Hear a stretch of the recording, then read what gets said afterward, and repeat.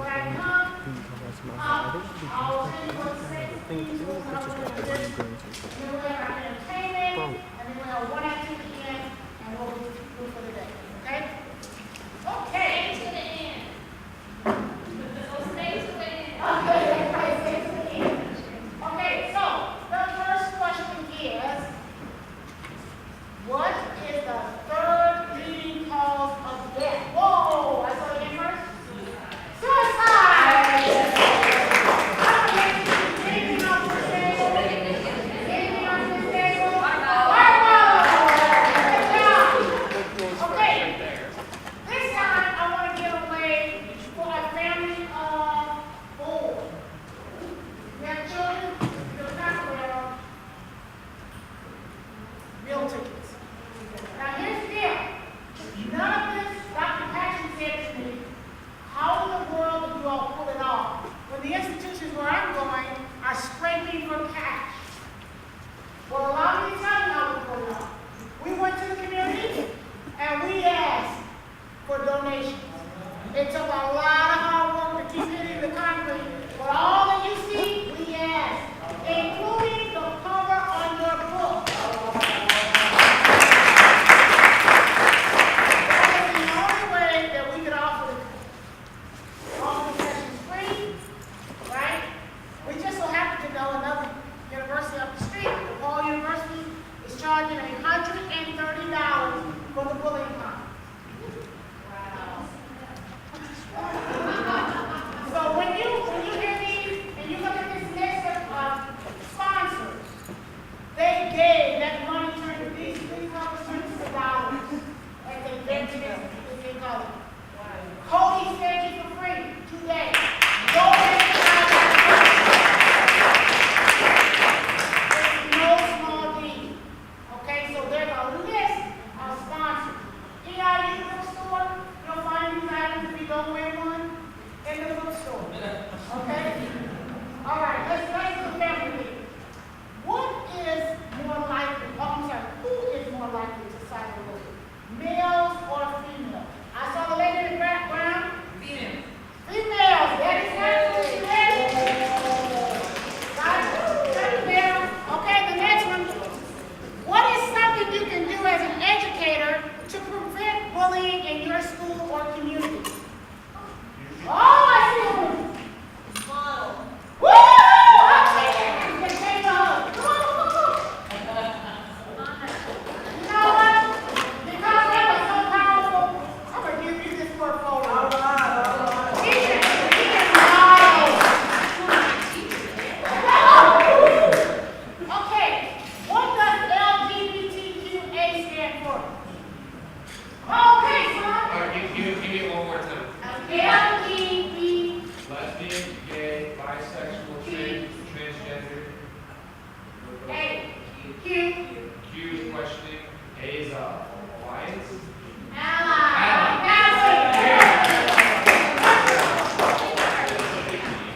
Yeah. The reason why I never choose is because in that group, LGBTQA, that's what we have the suicide keep the most. That verbal, emotional support. And thank you for dealing with that name. I just think we should be happy. I believe we should be the ally.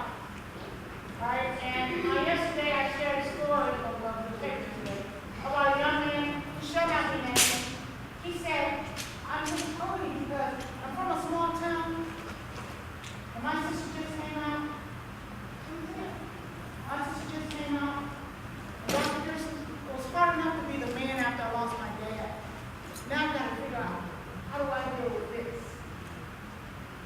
You know what I told him? Listen. And remember, she's still your sister. So I want you to decide how you're going to communicate that same message to her. Because she needs you now more than she ever did.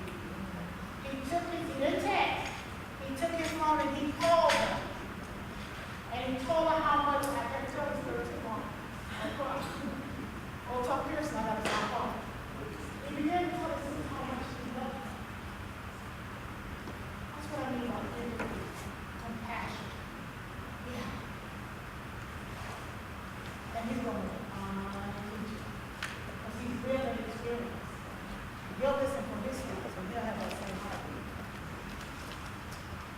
I was supposed to only tell one or two stories that wasn't one of them. So how could we report cyberbullying? If, for example, someone says you're gay or you go kill yourself, how should we report it? I'm sorry? Oh, hey. Give me that name. Are you done? Yeah. I would say that As a perfect teacher, he said, let someone know. Before, in other words, have your go-to person. Everybody needs a go-to person. When I came to Eastern, Ken Baker was my go-to person. He just retired. Some things he got in, I ran again. Everybody needs a go-to person. That's a perfect answer. Teachers and folks in the community, we can be that go-to person. That's a perfect person. Wow.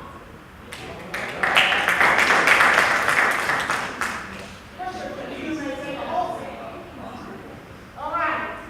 Well, now I'm going to make it up. How early could you start educating children on bullying? I saw that one man. Oh, preschool. Guess what? She's right. As early as the age of 4. That's preschool. Good job. You're welcome. How could you make the school environment more comfortable for students who are seeking help? Give me at least one way. Okay.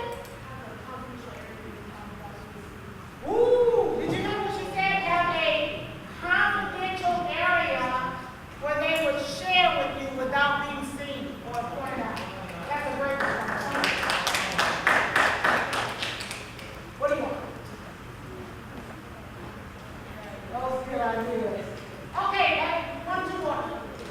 What is the third component of SEL? Okay, come on now. You're saying SEL? SEL. Social emotional learning? What do you want from this table? Oh gosh, I get to pick. You get to pick because they're the first cell competency question. Oh, it's close.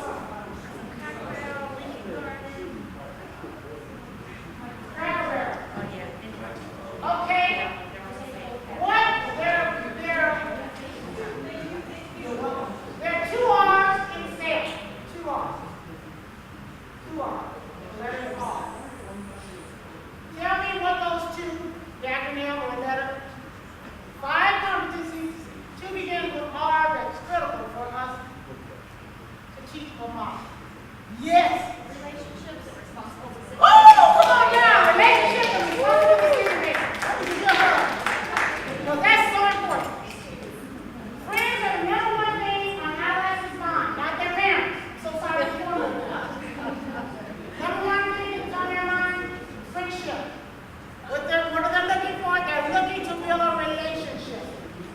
And we're hoping that through that process, we teach them how to become responsible decision makers. Okay, now we're going to have a kids conference in the spring.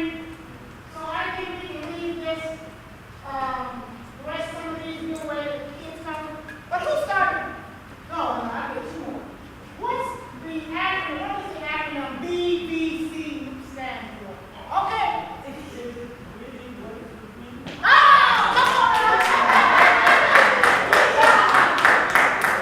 All right, and lastly, who started BBC?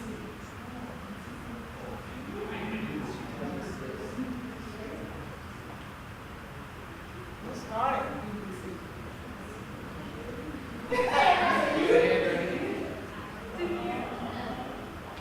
Who started BBC?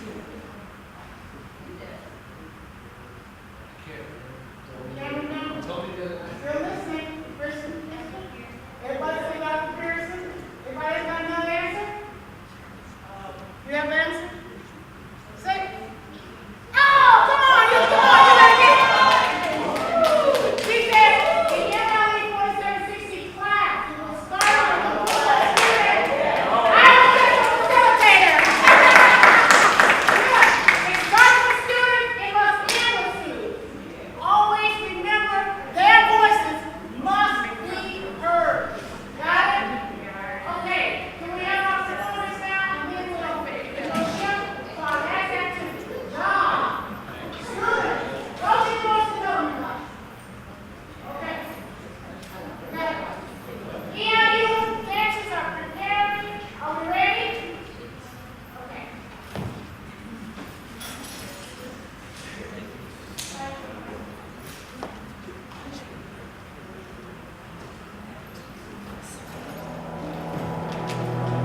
Just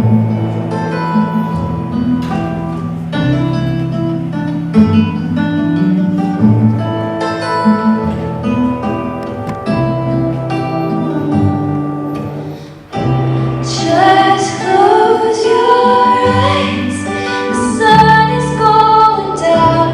You'll be alright. No one can hurt you now. Come morning light, you and I'll be safe and sound.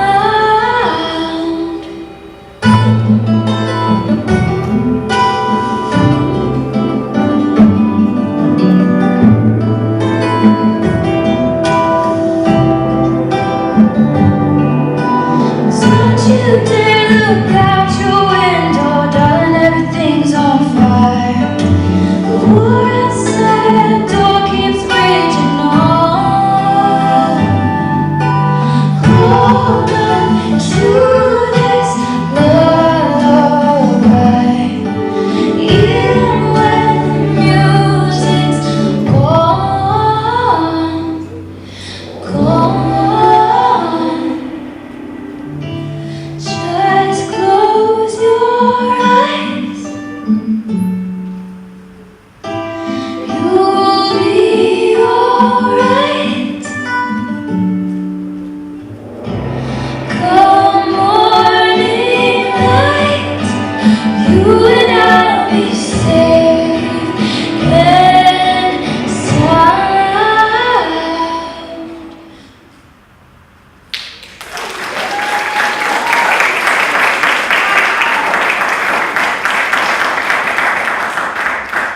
Does me so much good when I see the students perform. I don't have the name of the second young lady, but Kristen was my grad student, and now she's in another graduate program. And that building relationship doesn't stop at K-12. We must continue to do that even throughout our students' careers, even in higher ed. And I remember when I first found out, I said, "You dance? Why did you invite me?" And she invited me to one of her performances, and that's when I saw her real talent, right? It just augmented what she was already doing in the classroom. So don't forget to build relationships goes throughout life. It means that. I'm going to turn it over to Miss Imani. And I know we got a lot of folks to thank. We do, but I first want to again thank you for keep pushing this idea of relationship. And I have to say, I am so moved by the students who have been here today. They make me feel like I want to send my high school daughter here when she finishes. Because I feel such sincerity coming from the young people, and that's the kind of environment I want for my child. Because remember way this morning when we talked about, they say the problem or the solution to bullying is just toughening everybody up, right? And my feeling is the opposite. I want my child to be able to go somewhere where there's room for the tenderhearted.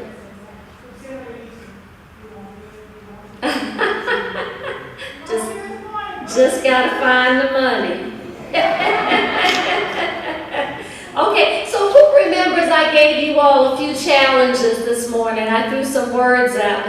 Is anybody here that was here this morning when I threw some words out? Yeah, you don't, people doing like this because they, yeah. Okay, well let's try a few, and it's okay if they didn't get said in your workshops. We'll just make sure we understand them now. So just a few of them. Remember I said something about the word power. I think that got talked about a lot today, about the use and abuse of power. Who would like to stand up and take a stab at what we mean by power, or the use of power in the context of this conference, in the context of bullying?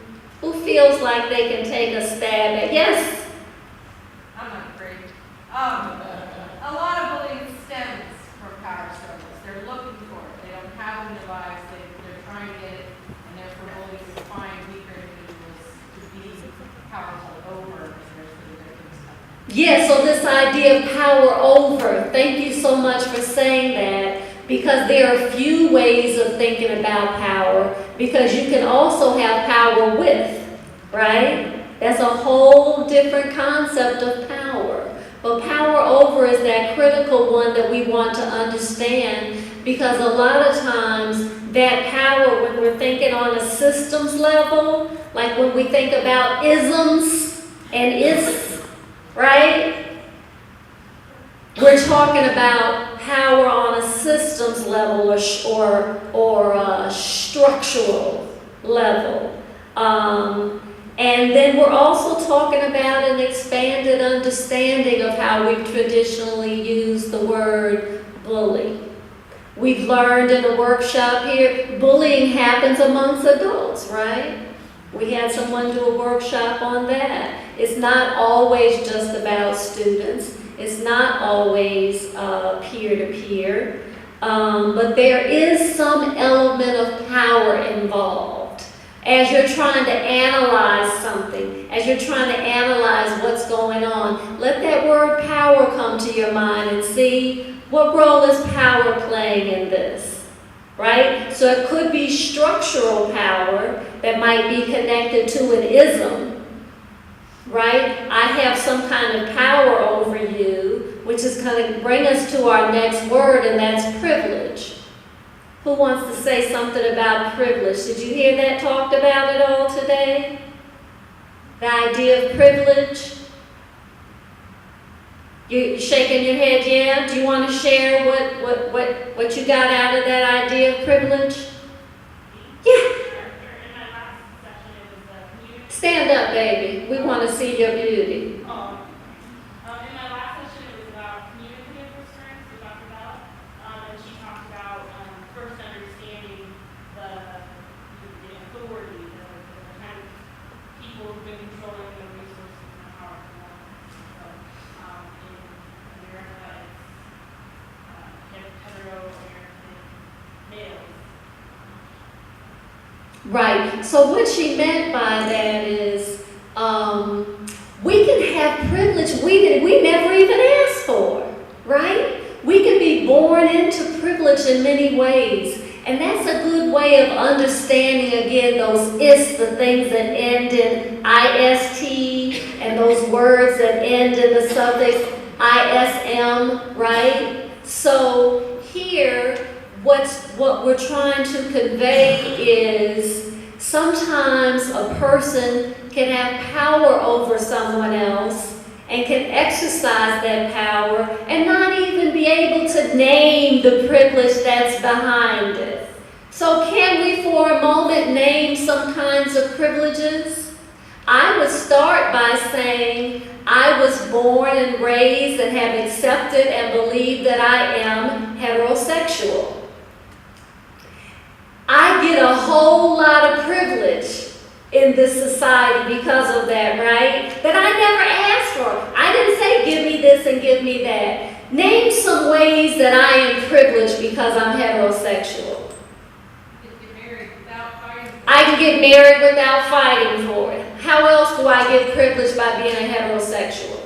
Health insurance for your spouse. I can get health insurance on my spouse's benefit packet, because Poe Monty don't even have a benefits package. No, that's excellent. How else am I privileged? So the idea that I'm talking about here is unearned privilege, right? I just got it because I was born. How else do I get heterosexual privilege? It's too easy, that's why y'all not raising your hands. It's like, what else could it be? Yes, ma'am. You're accepted. I'm accepted, unquestionably. I'm accepted. What's another way that's just so obvious you're not even thinking to raise your hand about it? Heterosexual privilege. I get to see myself represented all the time, everywhere I go, and no one ever questions it. I get to see the kind of relationship that I have normally and naturally, and no one bats an eye. So I get to see myself represented, and not just represented, but affirmed. So I get affirmed every day, all day. So those are things that we want to think about when we think about these words, power and privilege. And then just one more. This is really important. The idea of internalized oppression. Did anyone hear that word in the workshop today? Would anyone like to take a stab at what it means? Just think about it. Internalized oppression. What might that mean? Anybody? Many people use a synonym we would say is self-hating. Yes. So think about it a minute. Oppression is what people experience who are in the out group, right? So if we're talking about patriarchy, if we're talking about male privilege, then the out group are the females, right? And so what are some ways that we see girls and women expressing their internalized oppression? Every day, all day. How do girls and women express their internalized oppression? Worried about how we look. Right? That was too easy, wasn't it? So there are all kinds of ways we are, as women, acting out our oppression, and often on other women, and girls on girls. Saying mean things about each other, doing mean things, not being girl-centered, not being woman-centered. So the ways in which we live out and express the lies that have been told about us are the ways that we internalize our own oppression. And that's how oppression works. It's when none of the guys have to even say anything anymore because we learned the lesson. So we'll play it out for you. You don't have to do anything. So that would be the same thing with race. So that would be called internalized racism. What I was just describing was internalized sexism, internalized classism. Right? That might be poor and working class people constantly aspiring to be upper class, buying lottery tickets all the time and actually believing they're going to win. That's a silly explanation, but understand what I mean. So people who are poor or blue collar, right? They may suffer from internalized classism and not respect who they actually are. And maybe everybody isn't supposed to be rich. And then, do we want to move to the human bridge activity? Do you want to say something first? Okay, so now we're going to close with an activity. And the reason why I wanted to come in Imani's stead is she's going to model it after you finish. So do you have paper and pen? You can write it down. And then we'll kind of close out. This one is more of an intonement. And then I just want her to close it out. We'll just do one. We'll just do the one. We'll just do one. Okay. Okay, remember I said earlier, do you remember the word I said that was so important if we ever wanted to feel the fullness of joy and happiness? Do you remember the word? It started with a V. Vulnerability. We've got to learn to be more vulnerable.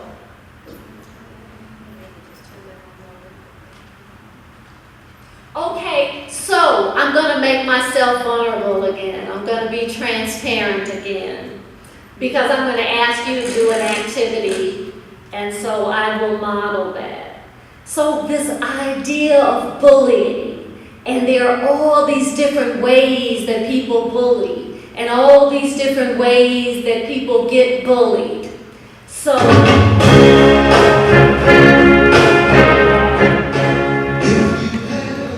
now there's not a lot of people in this room, probably 1, 2. Who remembers the song Choice of Color?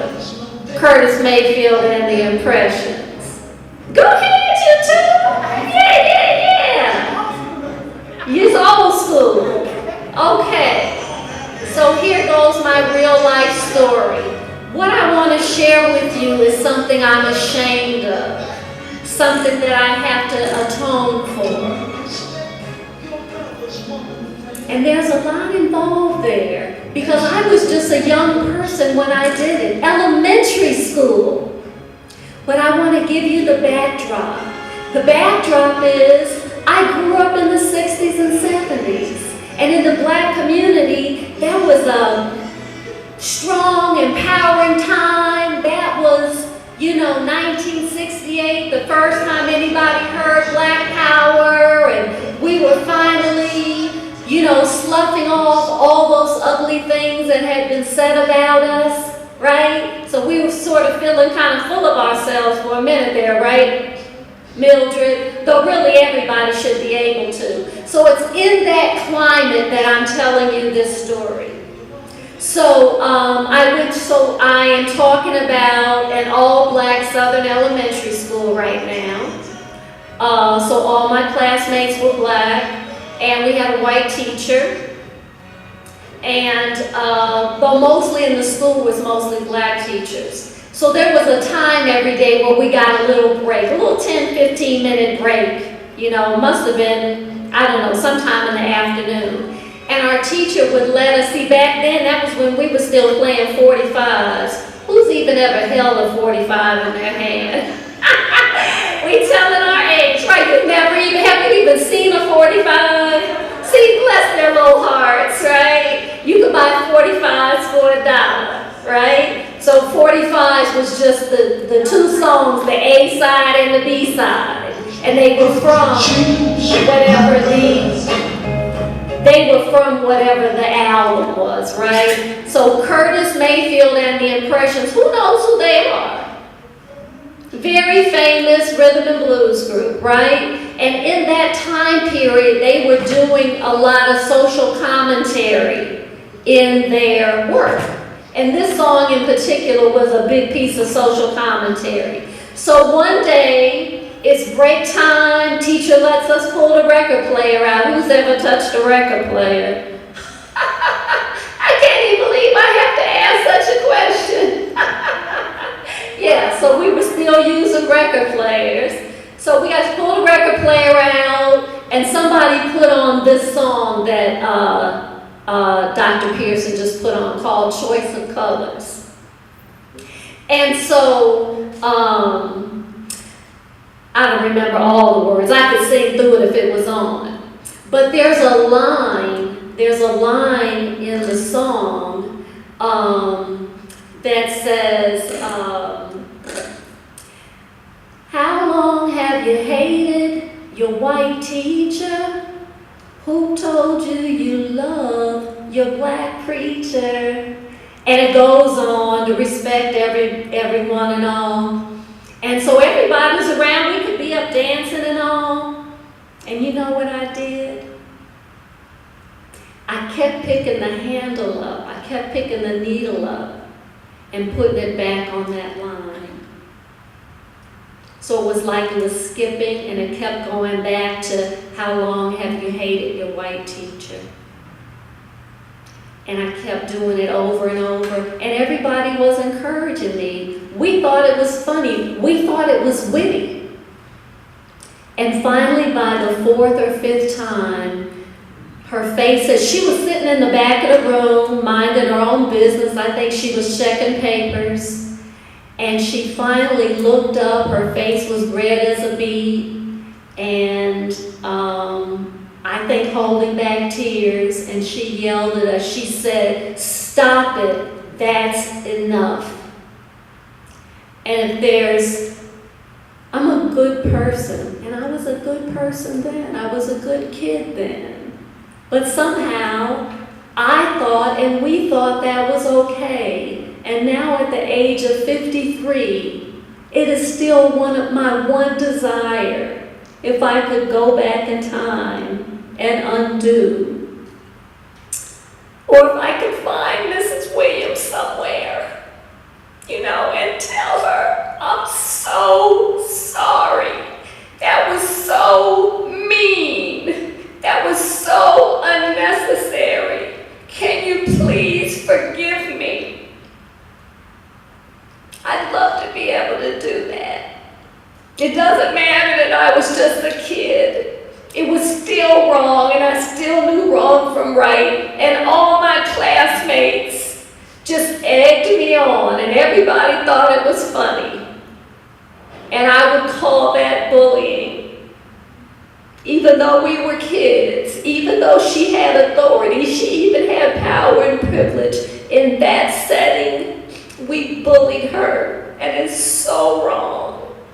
And so your exercise is to take a moment, just take a moment and think of something that you did. Maybe at the time you knew you were bullying or hurting someone. Maybe now, after this conference or sometimes later, you realized you did.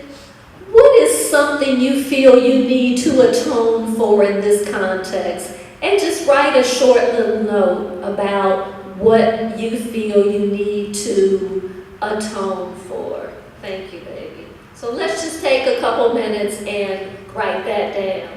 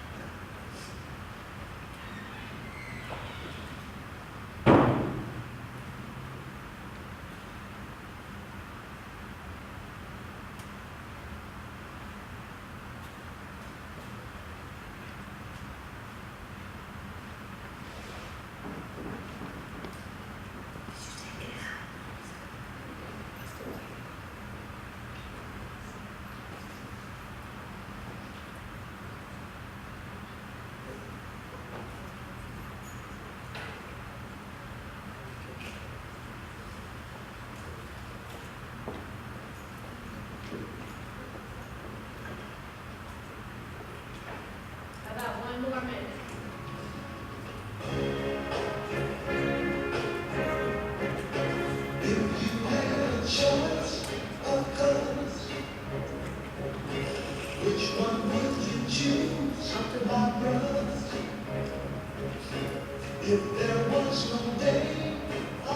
So as we wrap up this wonderful, terrifying, saddening, gladdening day, if you could take what you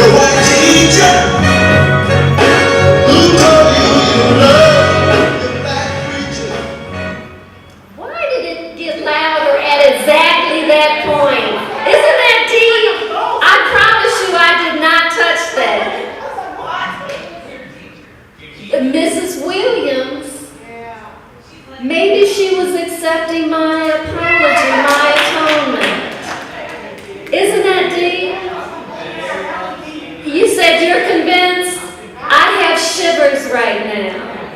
So what we want you to do is take that piece of paper you just wrote on, ball it up, hug the person closest to you and tell them that you forgive them. Because the person they want to apologize to might not be here. I'm going to do it too. Let's free ourselves from that one thing that's been haunting us. We love you so much, we don't use that word lightly, and we hope we can do work together again. Thank you so very much.